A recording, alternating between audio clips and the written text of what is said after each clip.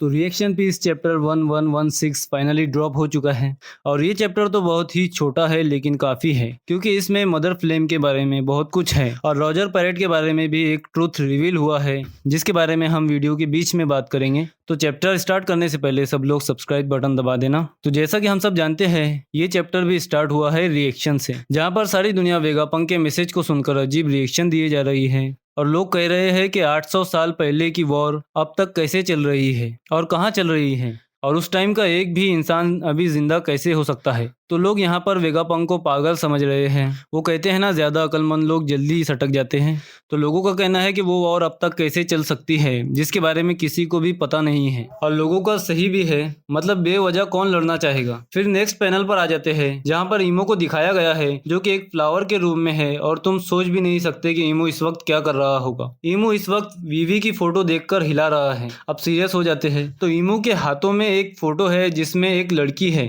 जो कि एग्जैक्टली वीवी की तरह दिख रही है। फिर आ जाते हैं अरबस्ता पर जहाँ पर कारू और इगाराम रो रहे हैं और उनके पास वीवी का मिसिंग पोस्टर है और पेल और चाका किंग कोबरा की कब्र के पास खड़े हैं। फिर वेगापंक कहता है कि उसे रियलाइज हुआ है कि किसी ने मदर फ्लेम का एक छोटा सा हिस्सा चुरा लिया है और उस छोटे से हिस्से को एज ए फ्यूल यूज करके एंशिएंट वेपन का यूज किया है। तो वो एंशिएंट वेपन ऑलरेडी यूज हो चुका है और वो यूज हुआ है लुलुशिया किंगडम में। बिल्कुल, लुलुशिया किंगडम जो डिस्ट्रॉय हुआ था वो एंशिएंट वेपन से ही किया गया था और वो किया था ईमो ने। फिर वेगापंक ये भी कह देता है कि लुलुशिया किंगडम एंशिएंट वेपन से ही डिस्ट्रॉय किया गया था और क्योंकि मदर फ्लेम वेगापंक के पास थी तो थोड़ा बहुत ये भी जिम्मेदार है लुलुशिया की बर्बादी के लिए। फिर वेगापंक कहता है कि मुझे नहीं पता कि इसे किसने यूज किया है लेकिन ये दुनिया कभी भी किसी भी टाइम पानी में डूब सकती है। फिर हमें मोडा और वाइस एडमायरल कॉमिल के रिएक्शंस दिखाए गए हैं जो ये सुन के शॉक हो चुके हैं कि जो डिजास्टर लुलुशिया में आया था वो एंशिएंट वेपन से आया था। फिर प्रोडेंस किंगडम पर आ जाते हैं